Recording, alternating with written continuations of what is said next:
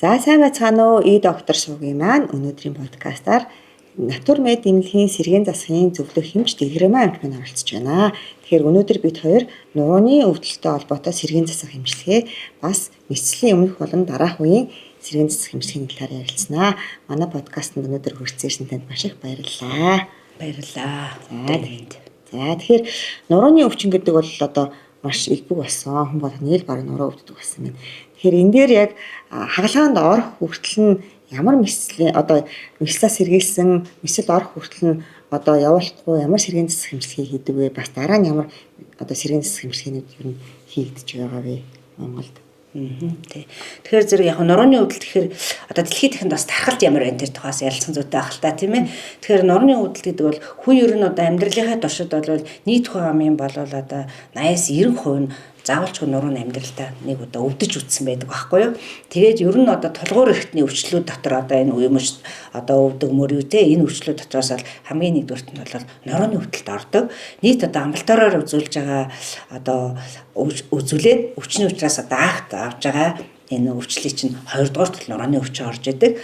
Тэгээ одоо бол ер нь дэлхийн эрүүл мэндийн байгууллагын 2019 оны одоо тоо баримтаас авч үзэх юм бол дэлхийд дээр бол одоо нэг 530 сая хүн нурууны өвдөлтөд амьдарч байна.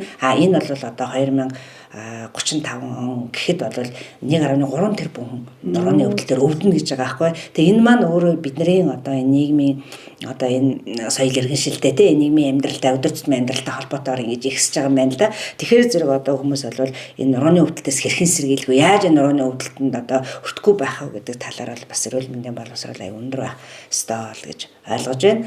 За тэгээд яг нурууны өвдөлт гэдэг маань өөрөө бол одоо ерөнхийдөө нөгөө сэргээн засах хэмжлэгийн одоо үндсэн одоо түлхэр өвчнүүдийн бас нэг байхгүй юу? Тэгээд сэргээн засах хэмжээр одоо эмчилгээгээр эмчлэгдэх одоо өвчнүүд гэж бас байна. Сэргээн засах хэмжлэгээ хийхээс гадна одоо мессаслийн эмчилгээ хийгээд тэгтээ тэн түүнийхээ өмнө буюу месслийнхаа дараа хийгдэх сэргээн засах хэмжлэгээ гэсэн юм тодорхой бас юм үеүүдийн онцлогтой байдаг. Тэгээс үлд нь энэ тус салгаад ярих уу тий. Тэгэхээр яг хүмүүс болохоор нуруунд өвдөд мэслийн залтаа болчоор хагалгаанд орвол одоо зүгээр болчихлоо. Зүгээр болчихно гэсэн найдвартай байгаад байна. Тэгэхээр хагалгаа чи одоо тэр өвчнийг шийдэх нь бол 50%, 50% нь бол нөхөн сэргээх одоо эмчилгээнээс шууд шалтгаалж байгаа. Тэгэхээр энэ дээр одоо хөвчлэн хийгддэг ямар эмчилгээнүүд байна вэ? Монголчууд одоо хийгдэж байгаа. Тий. Тэгэхээр яг нурууны мэслийн тухайд яригдах юм бол хүмүүс болохоор одоо ер нь бол нурууны өвдөлт маань дотроо нэг өрмөгц гэсгээ хоёр ангилдаг байхгүй юу? За өрмөгц бус гэдэгт нь бол одоо тэр нөгөө мэдрэлэн дарагдсан гинэ, нуруу нь одоо суулт алсан гинэ, юу гэдэг чинь тийм ээ, нурууны үе өвдөж гинэ ч гэдэг юм уу тий, ийм одоо өвчнүүд ордог. Өрмөгц одоо өвдөлтөнд нь болохоор одоо нурууны сүрийч гэдэг юм, нурууны нөгөө хугарал тийм ээ, бэртэл гэмтлүүд одоо нурууны нөгөө гусалт ч юм уу тий, ийм өвчнүүд ордог. За энэ өвчнүүд бол хэвчлэн бол мэслийн эмчилгээ шаардлагатай байдаг.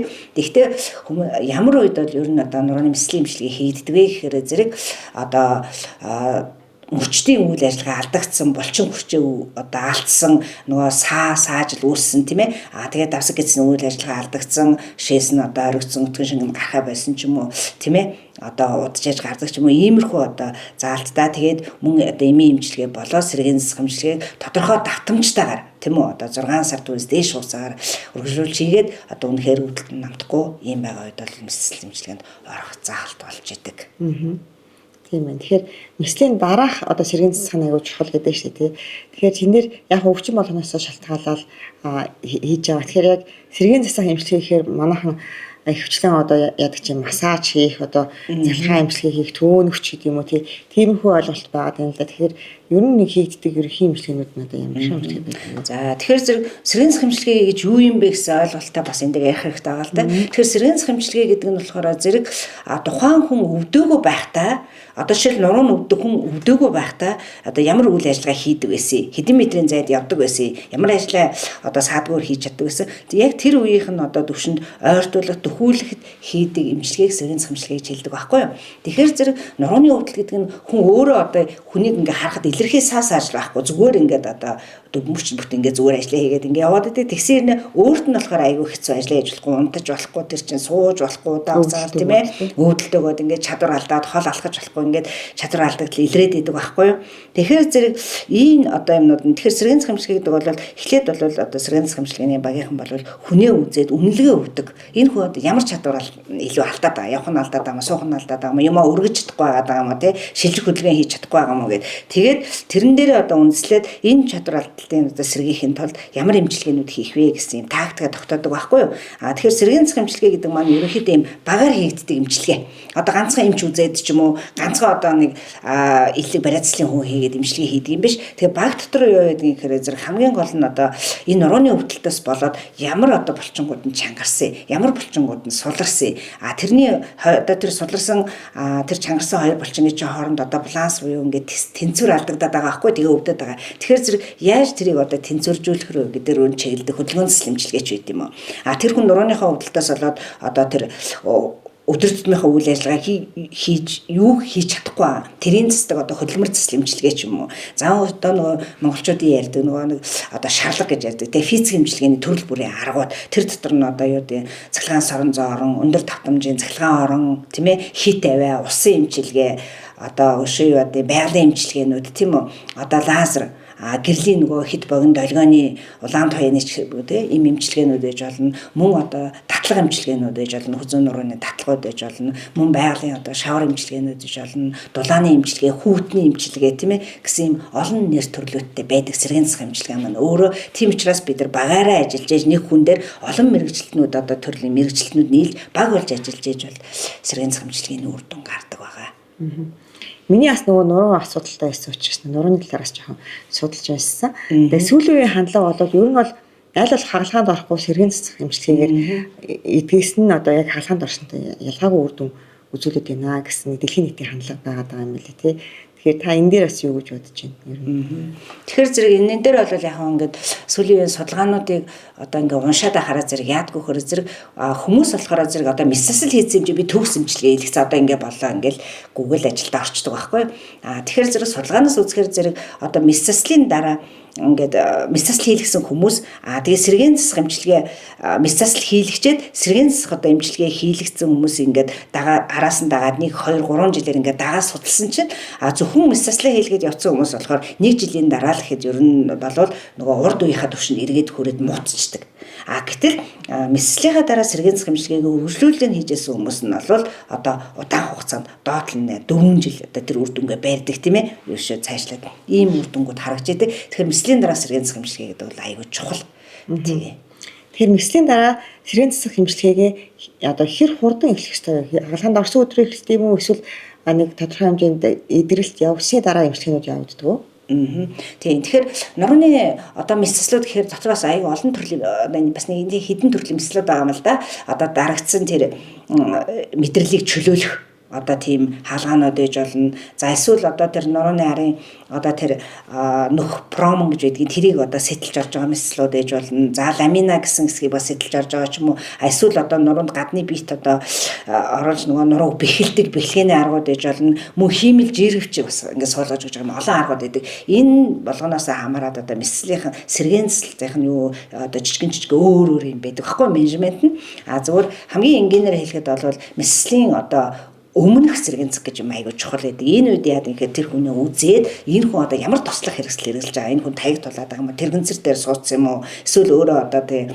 явж идэг юм уу? Тийм ээ. Биеийн төрөх байдал ямар юм? Одоо ачаагаа өргөж, одоо зөв өргөж буулгахдаа хэр одоо мэдлэгтэй байна тийм ээ, зөв өргөж гэнэ үгүй юу, биеийн жин хэрэг хідэн настай юм тийм үү, энэ хүний сэтгэл санааны байдал ямар байна, энэ бүгдэд одоо үнэлгээд өгөөд за мэслийн явцад бол одоо ийм процесс явагдсан шүү, энэний дараа танд иймэрхүү асуудал гарч магадгүй, ингээ энэний дараа одоо хоёлаа уулзъя гэд ингээд өмнөх сэргийн засах болдог байхгүй. За мэслийн дараа бол ер нь ойролцоогоор бол ер нь одоо ялангуяа сүүлийн үед одоо манай улсын болоод хувьсгалын эмнэлгүүдэд нөгөө дурангийн мэслүүд хийж штэ, дурангийн мэслэлч харьцангуй нөгөө нэг юм хөнөөл багтаа цагта ийм месслахгүй төрөн сэргдэг. Тэгэхээр 2 цагийн мессэл одоо дөрөнгийн месслийн дараа 2 цагийн дараа хүн бол босоод явах гэж болж байна.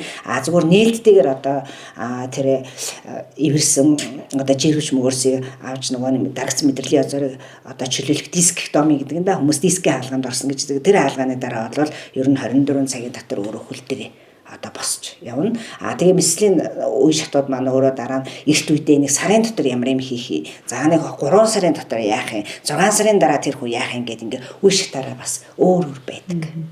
Тэгэхээр ер нь бол мессэл гэж төлөвлөж байгаа бол урьдчилаад бэлтгэх нь бас аюул чухал байгаа даа шүү дээ. Нөхөн цэрэг хэмжлэгээ хаалганд орохоос өмнө эхлэх нь хэрэгтэй. Өмнө сэргэнс хэмжээд үзүүлж үнэлгээ аваад зөвлөгөөгөө аваад тийм ээ. Тэгээд одоо явах нь илүү үр дүнтэй байдаг тий. Бол манайхаа чи хөвчлэн хаалганд орчоод нэг хэсэг хугацаанд явчаа. За одоо нэг юм физик хэмжлэгээ хэлэх юм уу гэсэн тийм хүн яриад байгаа шүү дээ. Хитрхи гам дэглэмийг бол их сайн сахидаг арт том шүү дээ. Оо тийм үү. Хэвдэрээ гэхээр зэрэг хэдэн сар хөвтэй тэгээ алга болчтой тий. Тийм байхгүй. Аль болох түргэн одоо хөдөлгөөнд орж аль болох хуучин байсан үеийнх рүү гол ахитах хэмжлэгээ хийнэ гэдэг байгаа шүү дээ хэдүүлээ тий. Тийм тэгэхээр зэрэг ер нь бол одоо имлгүүдэд ялангуяа мессасал хийдэг имлгүүдэд бол өнөөдөр одоо мессэлд орлоо гэхэд эмчин шууд бичээл тэгэл маргааш үлэн гэхэд сэргэнцэх эмч багийнхаа очиж байгаа. Тэгэл ихний ээлжинд одоо энэ хүн чинь хамгийн түрүүнд л одоо орон дээр яаж эргэж хөрвөх үү? Орноосоо яаж босох юм? Тийм биз дээ. Одоо өмд гутлаа яаж өмсөх юм тэр хүн. Тэр техникүүдийн зааж өгдөг. Бүдийн зааж өгдөг байхгүй юу? Тэр хөдөлгөөнсөл гэдэг мэрэгжилтэй маа. Жишээлбэл одоо нурууны хаалганд орсон хүн чинь одоо ингээ ухаан сарвал одоо саасааж байхгүй нэ хажуудаа хаалганы дараа бол дандаа ингээ сахиуртай нэг 2 3 хондог байхгүй юу? Тэгэхээр тэр сахиур яах гэж байгаа юм гэхээр тэр сахиур зөвхөн л одоо мис өмд гутлын л өмсгөд туслах зориултаа. Мэдээж одоо нурууны хаалга хийгдсэн чинь 1 сарын дотор нуруугаараа бүх хийх гэдгийг хажуу тийшээ эргэх ч юм уу нуглах те ийм хөдөлгөөнийг хоригддаг байхгүй юу? Тэгэхээр ч хүн одоо ингээд өмд гутлаа өмснөө гэдэг чинь дандаа доошо бүхий үйл ажиллагаа ороод байв. Тэгэхээр тэнд нь тусалдаг. Тэгэхгүй мал гэхэд одоо сэргэнцэлжимж очоод за эхний 14 хоногийн дотор бол та дандаа орон дээрээ дээшээ харж хөвтөж жагаад эхлээд одоо өмсөөд өмдөө гутлаа сайхан өмсөө үдчээ тэгээ босч ирнэ гэдэг зааж өгнө шүү дээ. Тэгээ ер нь бол аль өөрөө хөдөлжүүлэгч юмснүүд хурдан сэргэх нь юм шүү дээ. Заавал хүн хүлээгээд ингээд хөвтөд тахгүй тий. Тэгээд л одоо хоолоо яаж идэх үү гэдэгт хүртэл зөвлөгөө өгнө. Жишээлбэл одоо нурууны мессэл хийлгэсний дараа ер нь ихний нэг 14 21 хоногийн дотор бол юм удаан хугацаанд суухыг хоригддаг байхгүй. Яг л тэнд чинь ингээд мессас хийсэн тэр авийн одоо болчингуу зүсэгдсэн ямар ч байсан нэг тийм шарх үүссэн ба. Тэгээд тэр хэсгээр нөгөө жиргэвч мөрсөн маань дахиж ингэж ивэрж бүлтэж гадагш агаар хэрсэл өндөр байдаг байхгүй. Тэгэхээр зэрэг нөгөө суух үед ерөөсө хүний нуруунд хамгийн их ачаал ирдэг байхгүй. Тэгэхээр суух цаг чинь нэг ихний 14 хоногийн дотор 5 минут ч юм уу. Бэлгээгүй хаалганы үед ч та бэлгээдэй бол хамаагүй тийм байна. Тэгэхээр 5 минут суух. Тэгэхээр хүн чинь одоо яах вэ гэхээр нөгөө хоолоо идэхтэй удаан хугацаанд суудаг байхгүй юу? Тэгэхээр зэрэг хоолоо яаж идэх вэ гэхээр шилбэл одоо хажуу тийшээ харж хөвтчихэд орон дээр хөвтөж жагаад хоолоо идэж болно. Эсвэл одоо босож зогсож жагаад тэгээд юм өндөр юм дээр цонхон дээр ч юм уу одоо хоолоо тавьж жагаад идэж болно гэх тий. Тэгээ энийг чинь ийм л юмнуудыг деталь зааж өгдөг тий. Тэгээ сэргэнцэх хэмжлэгээний нэг онцлогч нь ерөнхийдөө хүнийг ингээд нэг бүтэн юм цогц байдлаар хардаг байхгүй юу. Одоо мессел бол одоо тэр хэсгийн ялгааг нь авчлаач гэдэг юм ингээд биднэрт болоо. Гэтэл бидний чинь гол зорилго бол энэ хүний яаж чанартай бол тэр хүн хичнээн одоо ингээд тархины харалтын дараа одоо ингээд саас ажилд амьд үлдсэн ч гэсэн яаж энэ хүний чанартай тийм ээ яаж одоо урд нь хийжсэн ажил төрөл энэ хийлгүүлж одоо нийгмийн амьдралд оролцуул яаж тэр хүний бусдын хараад бус болгох вэ гэдэг рүү чиглэдэг юм их инэрэнгүү тэг хүнийг юм цогц байдлаар хардаг юм их том мангаа ухааны салбар шүү дээ сэргэн цагаан ухаан гэдэг маань тий. Тийм ээ. Тэгээ дээрэс нь багаар ажилтдаг юм биш тий. Багаар ажиллана тий. Маш олон төрлийн хүмүүс оролцож нийт олон мэрэгчлэнүүд нийлж оролцож байдаг тий. Тэгэхээр одоо ерөөсөө одоо энэ 24 5 оны сэргэн хамжлагийн тренд гэхэр номер 1-т дандаа л нэг олон мэрэгчлэлний багаар хамтарч багаар ажиллаж иж үр дүнд хүрдэг. Жишээлбэл одоо манай багт ч хоол зүүч, сэтгэл зүүч гэдэг хүмүүс орж байгаа байхгүй. Гэтэл одоо 3 сараас дээш ямар нэгэн өвдөлттэй байсан. Ялангуяа нурууны өвдөлттэйсэн бол угаасаа цаанаас ингээд депресд ордог. За би эвгүй хөдөлчөл одоо миний нуруу өвдчихнэ. Одоо сайн нэг кейс ярьлаа шүү дээ. Одоо би ингэчүүл ингэчин гэл ингээд тий. Тэгэхээр зэрэг юм депресд байдаг. Тэгэхээр зэрэг л одоо сэтгэл зүйч бол яаж тэр одоо депрессээс гарах уу тий. Яаж тэр хүний сэтгэл санааг өөр байлгах уу гэдгийг хүртэл одоо анхаардаг тий. Тий. Жишээлбэл одоо нурууны мисэл орсны дараа одоо хамгийн гол нь яд гөхөр нурууч нөгөө доошо хөл рүүгээ нөгөө сулардаг штэ. Хэрвээ одоо хүндрээд мэдрэл язаар дарагдаад удчих юм бол тэгэхээр зэрэг одоо жишээлбэл жолоо барих дээр бол сэргийн засгийн эмчнэр бол нэлээ одоо зөвлөгөө өгдөг. Сэргийн засгийн эмчээсээ мислийн эмчээсээ зөвшөөрөл авч жолоо барьдаг. Жишээлбэл тэр хүн одоо ингээд тавхаанагаа дээш доошо хөдлөж чадхаа байлаа саажсан байжгаад мис сасалд ороод тэр чинь бас тийм хурдан сэрэхгүй ш тодорхой хугацаа орно те. Тэр хугацаанд бол хэрвээ одоо тэр нөгөө хаас торомсоо гიშиж чадахгүй тэр хүн чинь машин барьж болохгүй шүү дээ жишээлбэл тийм ч гэдэг. Тэр хөдөлгөөний сэргээснийхаа дараа тэр юм нарийн бас зөвлөгөөнүүдийг бас өгдөг байгаа. Тийм байна. Хэний амьдралд ороход л ерөө бүх талаас нь тусалдаг гэсэн үг юм шүү дээ. Тий, нуруу гэж яриад байгаа боловч ер нь баган нуруу гэдэг чинь одоо дээшээ хүзүүнээс авахлал ахар суул хүртэл явж байгаа шүү дээ. Тэгээл одоо жишээл хүзүүний мис засал гэхэд чинь одоо хүмүүс болохоор зэрэгөө ингээл одоо дажгүй хаалганд орсон гард өвдөдсэн зүгээр болчлаа. За машина барина гэдэг. Гэтэл хүзүүний хаалганд орсон хүнд бол ямар ч байсан одоо нэг сар одоо 45 хоног машин барихыг зөвлөдөггүй. Жишээлбэл одоо ичнээ ингээд толтойгоо харьцаад ингээд явж ясан ч гэсэн хүн чинь өөрөө ирэхгүй рефлексээр ингээд хоёр тийшээ харддаг үстэй тийм ээ. Арын машин замаа хардаг тийм.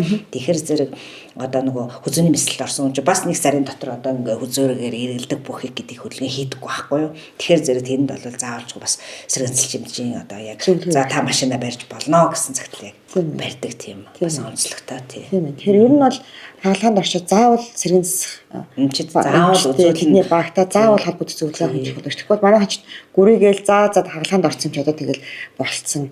Тэгээ яшиг нөгөө эмдэг мэлд удаан ихтэй яах тэгэл нэг яарал марчдаг шүү. Тий, одоо тэгэхээр нөгөө сэргийн засаг тусламжуулж манай айгүй хөгжөөд одоо манай мислийн багийнхан ч гэсэн бас айгүй өндөр түвшинд хөгжсөн. Бид нар багаараа хамтарч ээж энэ хүний чанартай амьдруулах юм байна. Сэргийн засаг багтай хамтарч ээж миний хийсэн мис засал үр дүнтэй болж удаан хугацаанд үр дүнгээ хадгалах юм байна гэдгийг одоо ойлгосон учраас одоо хувийн чив хувьсгалын чимүүлгүүд бол яг одоо мислийн багуудтайгаа маш их одоо хамтарч ажилладаг хоорондоо харилцаа холбоотой. Тийм юм зөвлөдөг болчиход байгаа юм тий. Тэгээ мессежлд орчоод нэг сая одоо ингээд очиод зөвлөгөө өгөөд 4-5 янзын одоо дасгал зөвлөдөг байхгүй ийм юмнууд хийгээд та сарын дараа хүрээд ирээрэй гэдэг. Тэгээ 21 хоногоос нэг сарын дараа тэр хүн маань амралтаараа ирж үзүүлээд дараагийн одоо шатныхаа сэргийн засал юмнуудыг заалгаж аваад явдаг.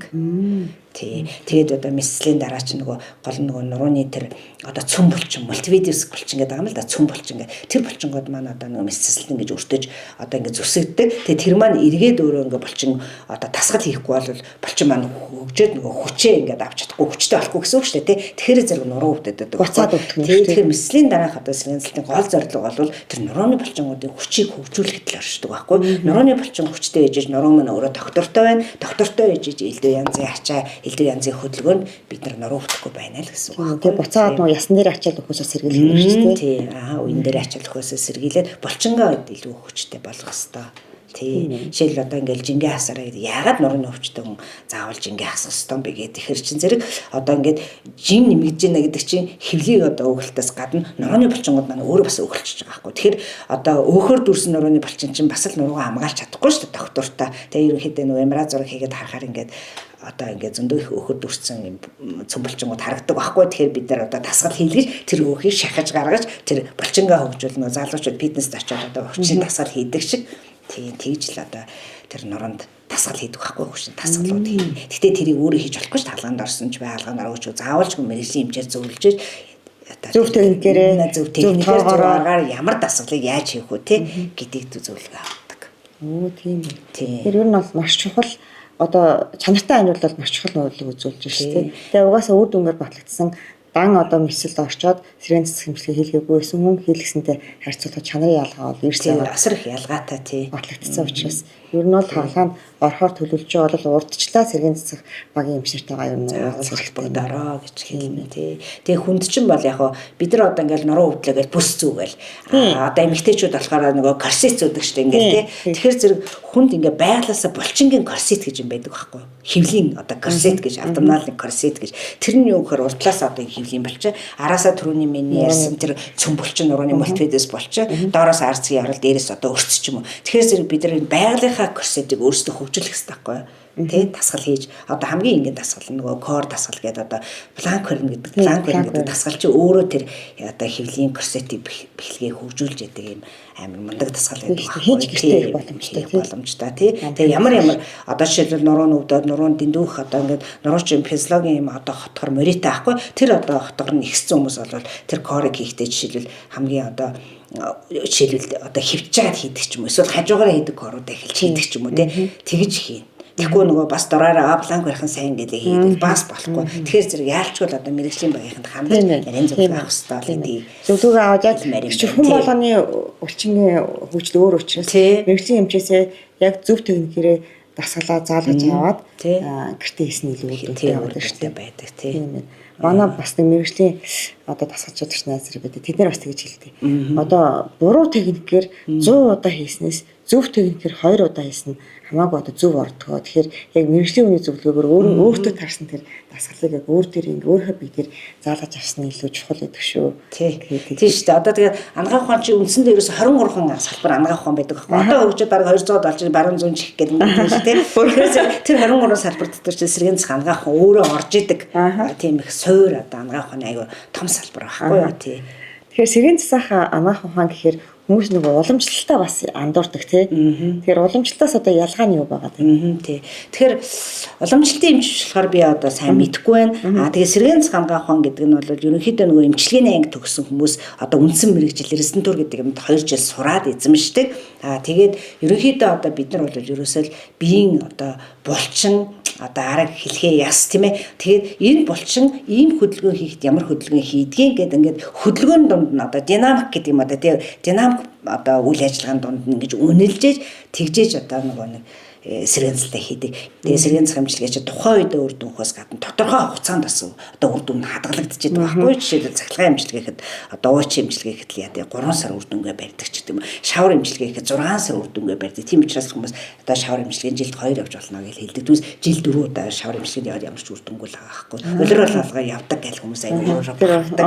Үгүй ч тэр чи 6 сар л үйлчлэгээ барьж байгаа. Жишээлбэл одоо энэ хит ягаан туяаны одоо эмчилгээ гэдэг чинь одоо байглаар бол нарны гэрэл гэж штэ. Тэгэхээр тэр чинь бүтэн жилийн турш үр дүнгээ хадгалж идэг байхгүй. Тийм учраас жилдээ нэг удаа хүүхдээ нэг хит хоног хөдөө явуулчих юмсан тэгвэл үр дүнтэй гэдэг чинь үнэн байхгүй. Тэгэхээр хүүхдүүд чи божитл борлол ороод ирж байгаа. Тэр чи яаж байгаа тэр арьсанд орно пигментац үүсэж байгаа байхгүй. Тэгээд жилийн турш тэр бор одоо арьсанд ороос чинь энэ нөгөө өрслийн эсрэг одоо юм бодисууд ингээл ялгараад би илүүж ороод хүүхдээ чинь жилийн турш ханаа татхаа тэр том унаас хамгаалаад туссан ч гэсэн аюу хөөрхөн хөнгө аваад гарчиж байгаа байхгүй. Тийм учраас одоо тэр нар эмчилгээ тэр хязгаан туяа эмчилгээ чи бүтэн жил үр дүнгээ барьдаг гэж. Тийм ээ. 100 өдөө явсан хүмүүс өвөл ханаад баг үлдгээгээд жишээлбэл одоо хүчил төрөх эмчилгээ гэж тэгж байна. Тэгэл одоо бид нар ч гэсэн залуу байхдаа бас тэгэл хүүхдээ аваад өдөржин яриад ээжэд нь яриад өдөржин одоо хүүхдээс амар сайн агарч болчлаа гэдэг. Гэтэл одоо хүүхдээ чинь бол ерөнхийдөө хүн чинь ингээд 2 цаг агаар тагтал ер нь хандаг гэж байна. Тэгээ хүүхдээ бол аль болох ингээд олон гаргах хэрэгтэй гэж байгаа. Өдөрт богино хугацаагаар олон гаргаад байгаа юм илүү нөгөө хүүхд чинь хөрхөө агарчдаг. Тэгээс өдөржингөө гадаа байгаад бас үр дүн бас багтаа. Тэгэхээр ямар эмчилгээний давталт болон тэр юуны циклүүд нь өөр байгаа тийм татамж ургамлын хугацаа энэ нас байдаг. Ерөнхийдөө одоо жин медэр нэг гэдэг чинь хэвлийн тархалт айгүй ихсэн. Тэгээ хэвлийн тархалтыг бол нөгөө зүрх судас зүрхний шигдээс харуулт үүсэх эрсдэл айгүй өндөр гэж ярьдаг. А манай сэргийн засгаар авч үзэх юм бол хэвлийн булчин одоо ингээд сул одоо юм гиз тамтай байгаад байгаа хүмүүс бол нурууны өвдөлтөөр өвдөх магадлал бол 40% илүү байдаг. Тийм учраас одоо нуруу өвж байгаа хамгийн түрүүнд гиз заах хэрэгтэй. Тий. Гэхдээ нуруу их өвдөж бас гидсний таталт хийгээд ээж бас болдоггүй. Хоолоороо хасан тэгээд дээрээс гадна одоо тусгай бас өөр дасгалаар хэвлэгээ багасгах нь шүү дээ. Тийм. Тийм ээ. Түүс хэвлийн таталтын бол нөгөө нурууны өвдөлт өн чинь өвдөд ундаг байхгүй юу? Тий. Тэгэхээр хэвлийн таталт хийхгүйгээр гидсээ яаж багасгахгүй гэдэл тий. Тийм ээ. Юу нь бол гидстэй хүн бол тэгэл нурууны өвдөлт. Тийм нуруу өвдөлт. Ерөөсөө л тий. Ингээл гидс урагшаа сунаад ирэнгүүт нурууны хотгор ихсээд ирдэг байхгүй юу? Тэгэнгүүт нурууны арын булчингууд чангараал гидсний урдлын булчингууд сулраал энэ хоёр чинь тэнцвэр алдагдаад ингээл нуруу өвдөж байгаа. Яагаад одоо тэр жирэмсэн болсон ээжүүдийн нуруу өвдөд байгаа. Тэр чинь нөгөө нэг хүүхдэн томроод одоо нөгөө урагшаа болоод ахынгууд л нурууч болон хотоогоол тэгэл бүгднгийнх нь нуруу өвдөд байгаа байхгүй юу? Жирэмсэн ээжүүдийн нуруу өвдөж байна. Тий. Тийм шүү дээ. Төрсний дараа нөгөө хэвлийн булчин суларцсан тэгэл өвдөд байна. Тэгэл хөөрхөн ирээл нэг хэд тасгал масгал яваал эмчилгээнд явчихаар хөөрхөн гайг болчихдээ шүү дээ тий. Тэгэл одоо төрнө гэхэд л нурууны дасгалыг хийж хэвлийгээ чангалж бэлдэж явах хэрэгтэй байх нь шүү дээ. Нурууны өвддөг эмэгтэйчүүд хэрвээ жирэмсэл төрнө гэх юм бол тийм ээ. Тийм ээ. Тэгээд бас мэрэгжлийн үндэс зөвлөгөө авсан зүг болоод байна л. Одоо ч нөгөө сошиал фейсбүүкээр дөрөв жихэн худлаар мэддэхгүй баахан зөвлөгөөнүүд байгаад байгаа учраас итгэхэд аягүй хэцүү болчиход байгаа. Тэгэхээр мэрэгжлийн хүмүүстээр нь очиж зөвлөгөө авсан нь маш зөв юм биш үү. Юутай одоо зүгээр мэдслийн өмнөх зүгээр нуруу нүгдөөд яваад байгаа хүмүүс шүү дээ тийм. Мэдсийн заалтаа биш. Гэхдээ ингээл өөртөө аягүй зовёртой байнга л өвдөж идэг тийм. Тэр хүмүүстээр бас энэ хүн сэргийн хүмүүсийн хэр ер нь. Тий. Тэгэхээр зэрэг одоо яг ингээ харахад бол хамгийн гол нь одоо сэргэнцэл жимчэд үзүүлээд яг юунаас болоод нурууч өвдөд ийнэ гэдгийг л тодорхойлох аягүй чухал байхгүй юу. Тэгээд тэрнээсээ шалтгаалаад эмчилгээ нь арай өөр байгаад идэг тийм ээ.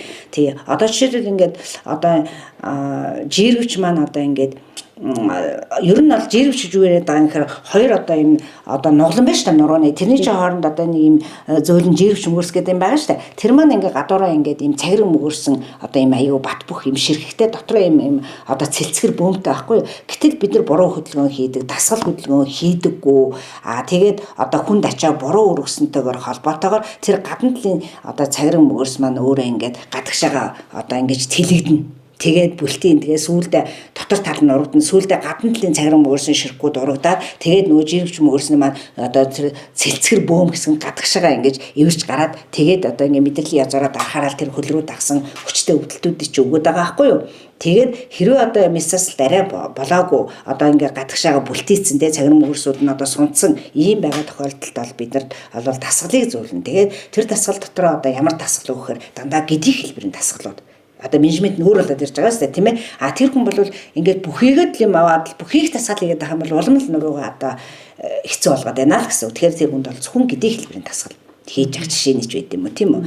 Гэтэл одоо ахмад настай хүмүүс энэ толгой дараал нь нурууч өөр үе байхгүй юу. Одоо энэ хурууны үе шиг л юм үе гэхдээ хүний хамгийн том үе байхгүй юу. Тэгэхээр зэрэг одоо ингээд ахмад настай хүмүүс ерөнхийдөө одоо нөгөө харах үрсэл айгүйх явж идэг. Тэгээд нурууны үе маань өөрөө үрсэлд өртөөд ингээд өвдөд идэг. Тэгэхээр тэр хүмүүст бол за одоо та даарчлахгүй шүү. Нуруугаа сайхан дулаан байлгаараа. Та одоо физик хэмжлэгэнд явах юм бол ингээд дулаан гэрэл ч юм уу одоо ингээд дулаан хот бэк ч юм уу юм дулаан юмнуудад яваараа. Та одоо жилдээ нэг удаа шаварт явчаарай гэсэн юм зөвлөгөө өгөх нь шүү дээ тий. Одоо үений үе учраас тэр чинь дараач хөрөөл инхээр өрөвсөд дээ шүү дээ. Тийм ингэж зөвлөгөө өгдөг. Жишээлбэл гэтэл одоо нэг нуглам нөгөө нуглам дээр одоо ингээ гэмтэл авснаас болоо ч юм уу эсвэл дасгал хийхгүй туранхай юм ингээд жижигхэн ингээ гулгачдаг байхгүй.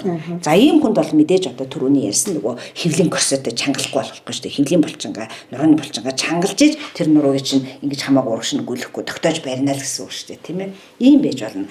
Гэтэл одоо яах нь бас нөгөө нэг одоо одоо энэ ууцны үе маань ахар сүлдээ одоо нийлж байгаа энэ үеин дээр бас ингээд өвдөлт үүсэх юм бол тэрэн дээр нь одоо бас арай өөр эмчилгээч хийх юм уу. Гэтэл заримдаа бол одоо лир хэлбэрийн булчин гэдэг энэ сүүжний нүхний ойролцоо юм жижигхэн нэг юм булчин байдаг. Тэр одоо чангарчгараа яг тэр судлын мэдрэл дээр дарчдаг байхгүй жижигхэн нэг юм хэн булчин. Тэгвэл тэр одоо чангарсан байх юм бол тэрийг одоо суугаж татаж сулна гэсэн үг шүү дээ. Тэгэхээр зэрэг тэр онцлогоо хийлгэж юунаас болоод таны нуруу өвдөд байгаа юм бэ гэдгийг л олох нь аюул чухал байхгүй. Тэгээ тэр тэндээ ингээ хөрхөн таарсан жижигхэн өөр менежменттэй байхгүй юу? Сайн би одоо жишээлбэл ярих даа тий. Жишээлбэл өвдөд нэг л хүн болгон план කරаад явуулдаг чинь таарч юм уу таахгүй. Жишээлбэл одоо ясны сэргийлэлээс болоод өвдөд байгаа юм бол одоо тэр сэргийлэлийнхаа кальци мальци юм уу л та. Тэгээд одоо тэр биеийн жингээ хөл гар дээрээ авдаг, тэр алхахтаа гүйдэг тэр дасгалаа илүү хийх нь шүү дээ. Тий. Сэргийлэлээс болоод өвдөд байгаа юм бол хүний одоо хөлийн үсгээ газарт хүрэхэд л хүний ирээн булчин агшаал тэр ирээн булчингийн агшаал чинь ясан дээр нөлөөлөл ясны сэргийлэлтэй сэргийлж идэг байхгүй багсгаж идэг байхгүй. Тэгэхээр тэр үнд чинь одоо тэр алхах гişиг гүөх дасгалын зөвлөж түүнээс одоо мэдрэлийн язаараа дарцсан байгаа үе та алхахаар гүгэдрийг зөвлөгөө өгч болохгүй байхгүй юу. Тэгэхээр зэрэг миний бодлоор бол тэр эмчит үзүүл мэрэгшин эмчит үзүүл ялгаа онцлогоо хийлгэж тэгээд одоо дараагийн эмчилгээний шилтэ бодхон дээр тэгж зөвлөх юм байна тийм ээ. Тэгвэл хүн болгоны нөхцөл байдал өөр юм чинь. Тэгээ одоо жишээлбэл ясан сэргэгч зөвхөн байхад л ингээл плак барайл юм уу болчихсон гэдэг хадгэр бол асуудал шийдэрлэхгүй нэ шүү дээ. Тий. Одоо нэг физикийн арга хийгээд ингээл шалгал явуулж ерөөсөө болохгүй тийм байдаг ч юм уу тий.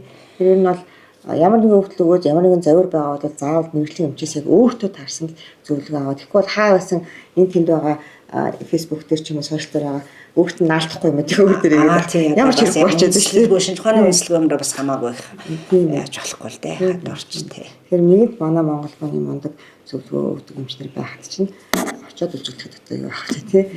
Одоо тэгтээ хүмүүс их мундаг болсон. Тий, ер нь бол тий. Үзүүлж байгаа хүмүүсийн тоо нэмэгдэж байна. Тий, ер нь сэргийн засгийн бишгээ сүүлийн үед одоо энэ л одоо мэрэгжлийн хүмүүс бол бидний амьдралын чанарыг хамгаалах юм байна. Намайг чанартай яг надад тулгараад байгаа тэр бэрхшээлийг одоо яг ойлгод юм байна. Гэдэг хүмүүс бол бас мэдсэн хүмүүс маань бас их өндөр боловсралтай болж байгаа эрүүл мэндийн хувьд тий. Тэр нь бас бололтой байна. За тийм. За өнөөдрийн дугаарт орсон танд маш их баярлалаа. Таны цаашдаа ажил амжилт хүсье. Баярлалаа. Та нарт ч гэсэн ажил амжилт хүсье. За.